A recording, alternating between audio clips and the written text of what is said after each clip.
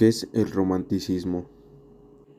El romanticismo es un movimiento artístico e intelectual que tuvo lugar hacia finales del siglo XVII y a principios del siglo XIX en Inglaterra, Alemania y Francia, pero luego extenderse a todo el mundo.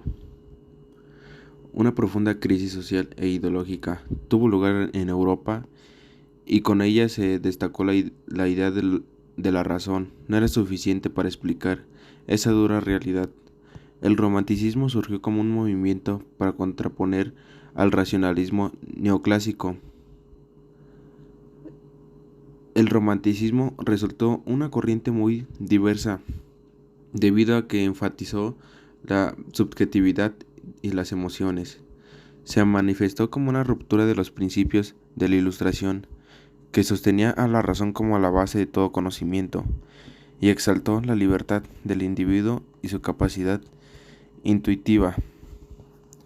El romántico exaltaba la belleza y los ideales, tanto la libertad de los sentimientos, el espíritu creativo resultaba más importante que la estricta adición a las reglas de la sociedad. El artista romántico buscaba escapar de la realidad inmediata que lo abrumaba y lo angustiaba. Por eso, las obras suelen representar épocas pasadas o lugares lejanos. El artista se refugiaba en sí mismo y se aislaba de la sociedad. El movimiento romántico se caracterizó por la sensibilidad emocional y la subjetividad de sus obras. Fue una corriente que rechazó los preceptos del orden, calma y racionalidad de la época clásica y neoclásica de finales del siglo XVIII. El romántico exaltaba la belleza y los ideales, dando libertad a los sentimientos. El romanticismo se caracterizó por la subjetividad. El movimiento exaltaba los sentimientos y los estados de ánimo sobre el racionalismo, el miedo, la pasión, la locura y la soledad. Lo sumible, el movimiento hacia la referencia al concepto de belleza como una idea de grandeza absoluta, aquello incorporable aun cuanto a su magnitud y a su capacidad de conmover. La naturaleza. El movimiento aportó un nuevo carácter al paisaje, en el que la naturaleza resultaba una metáfora del mundo interior del individuo, no mero contexto en la escena.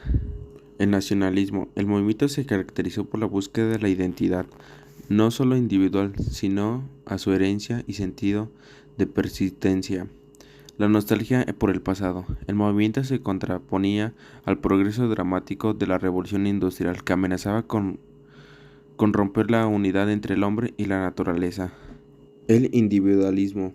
El movimiento exaltaba la expresión del yo, en un sentido del reconocimiento de la identidad individual. Consideraba el sujeto como unión indiferente que a su vez formaba parte de un colectivo en el que cada individuo gozaba del mismo reconocimiento. El genio incomprendido.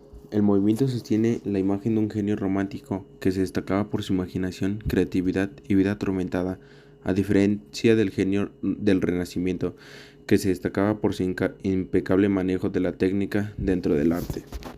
El carácter onírico. El movimiento expone situaciones y emociones relativas a los sueños, las pesadillas y las fantasías. Expone situaciones en las que la imaginación se libera del sentido de la razón, incluso a través de temas tabúes oscuros y satánicos.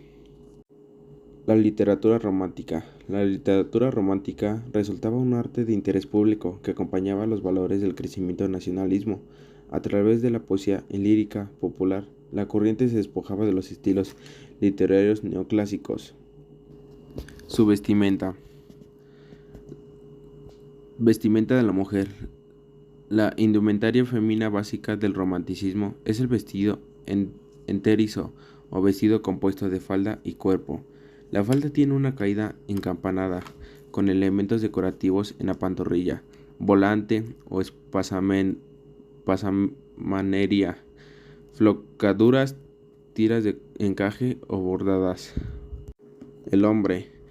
En los hombres el traje se convierte en una manifestación de opiniones políticas y literarias.